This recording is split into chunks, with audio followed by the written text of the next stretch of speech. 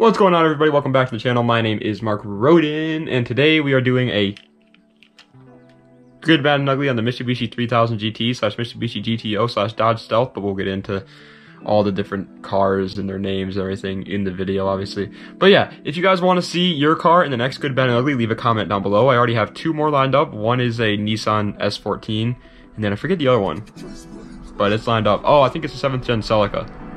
Did I already do that one? I don't know. I have one other one lined up though. And so just leave me your car down below if you want to see it in a good, bad, and ugly, and I'll absolutely do it. If you guys want to support the channel any more than you already are, head on over to www.smoothstance.com/shop to pick yourself up a hat, a shirt, or some shorts. And with all that out of the way, let's get right into the video. Okay, so the Mitsubishi 3000 GT, also called the GTO in Japan, was a Japanese sports car built from the years 1990 to 2000, and it went by the chassis codes Z15A for the pre-facelift or Z16A for the facelift model. Yes, this car did go through one facelift in its life, and it actually does look pretty different. It also goes by the name Dodge Stealth. In case you were confused why they look so similar, it's because they're the same exact car that comes with the same motors and same body styles and same everything pretty much except for the body. Now for the body styles, it was available as a two-door coupe, but it also had a convertible option too, and the convertible option is very rare. I haven't ever seen one really until I did like research for this, so it's pretty cool. It only came with two different engine options for whichever trim level that you decide to go with. You have the base model, which came with a 3-liter V6 making only 222 horsepower, and that's in both Japan and America. But then they came out with the VR4 trim level, which added 2 turbos to that exact same 3-liter V6, and that managed to push out 276 horsepower in Japan and 300 horsepower in America. Realistically speaking though, it probably also made 300 horsepower in Japan too, but they had something called the Gentleman's Agreement in Japan where they weren't allowed to advertise cars with more than 276 horsepower for the safety of people. So a lot of companies would say that it has 276 horsepower, but in reality it had a lot more, so most likely it has 300 horsepower in Japan too. If you do decide to go with the base model, then it was front-wheel drive only and was offered with a manual or automatic transmission. But if you bought the VR4 model, which is a lot more expensive than the base model, and it's honestly kind of crazy, then it was all-wheel drive and it was offered in manual or auto as well. And for those wondering, yes, the Dodge Stealth was also given the VR4 and made the same amount of horsepower, but simply went by the name Stealth twin turbo instead of Stealth VR4. Also, the Dodge Stealth did have the same motors, had the same transmissions, everything on it is pretty much the same. So if you're looking at a Dodge Stealth but you want a 3000 GT, they're the same car. Now for the modifying world of these cars, what people tend to do with them when they modify them and put some bougie parts on them. And since these cars aren't insanely popular, it's kind of all over the place right now, but the vast majority of them are built to be street cars. The VR4 model has an insane amount of tuning potential behind it, just like every other JDM car from the 90s. So people love to tune these things up to be insanely quick little poop socket demons.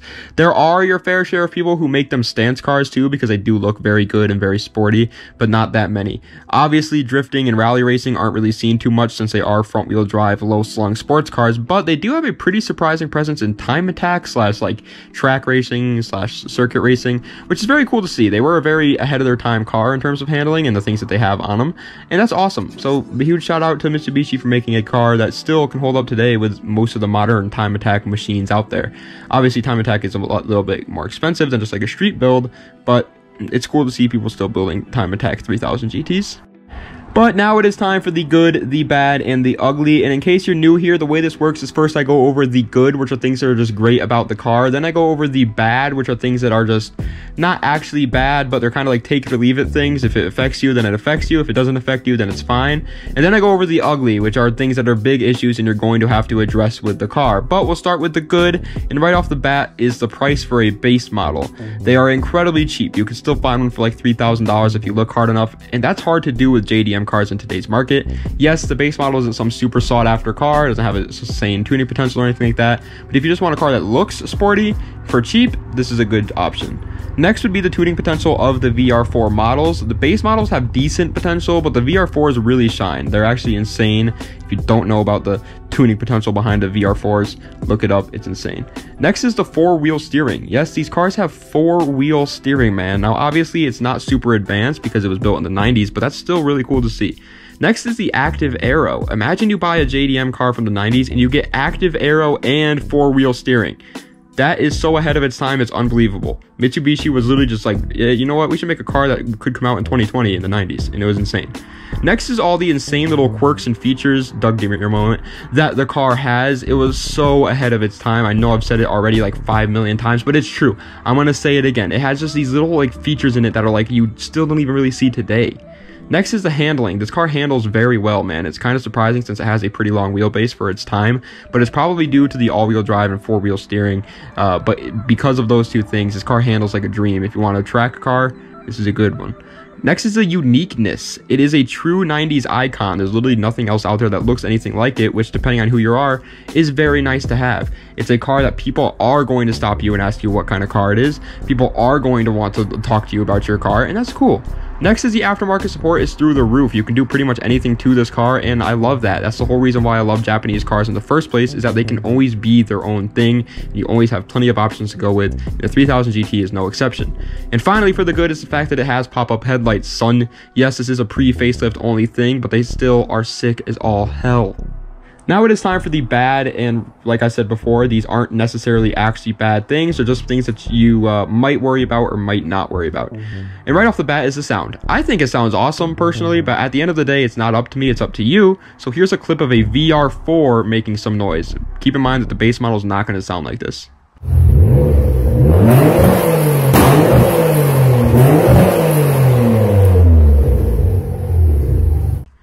Next is the looks. Just like the sound, this is completely up to you, but personally, I think it's one of the coolest little sports cars that the 90s has to offer. But if you think it just looks a little horrible or whatever, then fair enough. Next is the price of a VR4 model. They're kind of insane. They cannot be found under $10,000, which does make sense when you think about supply and demand, but it still sucks. I want a VR4, I want to spend $2,000 on the VR4, and that's never going to happen, and I'm sad. Next is the interior quality is not there. It's a JDM car from the 90s that was built to go fast, not to make you comfortable. So if you're thinking about buying this to daily drive to work and back comfortably all the time, not a good idea. Next is, even though it is a coupe, the back seats are pretty much useless unless the person sitting back there is like 2 feet tall. That's a sports car thing, it's going to happen in everyone. Next is, even though it does have tons of aftermarket support, it's very hard to get the parts since it is a Japanese car. Overnight Japanese parts are a thing, and you're gonna have to pray that that happens if you buy one of these cars.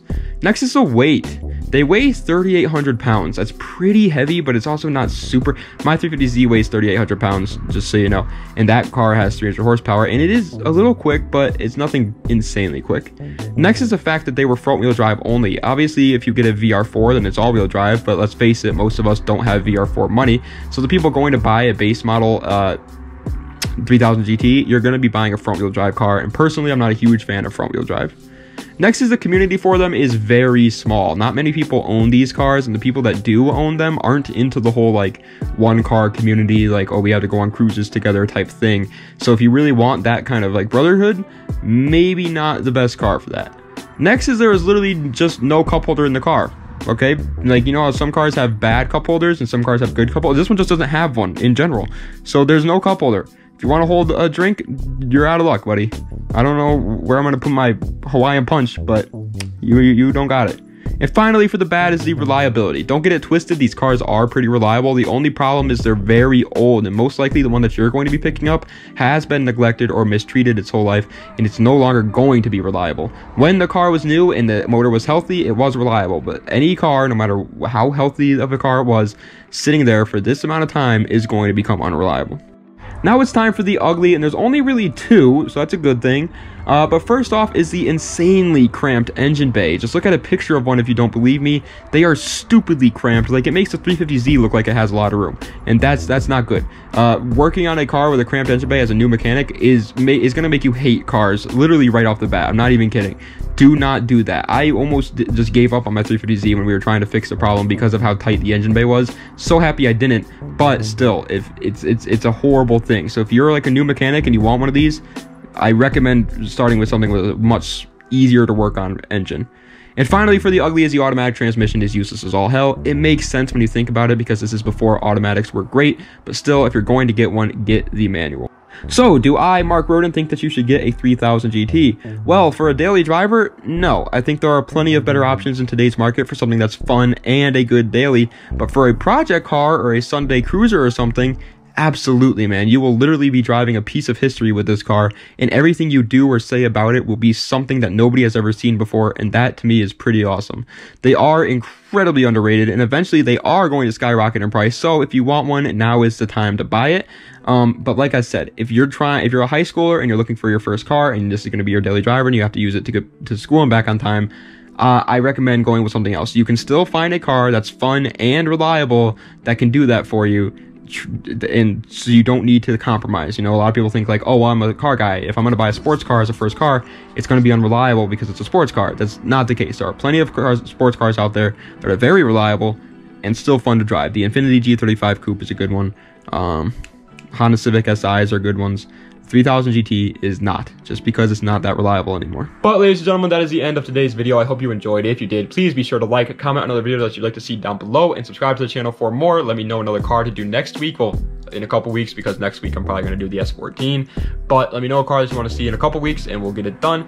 3000 GT is a freaking cool little car. I want a 3000 GT so freaking bad, boys. You don't even understand. After doing this video, I'm falling in love with these 3000 GTs. Now I understand why you guys hype them up all the time in my videos. It's freaking, they are a cool car. They are really cool. The VR4s though, they're just a little bit too expensive for my liking. But yeah, thank you guys so much for watching. I appreciate all the support we've been getting. Das Vidania. Have a nice night.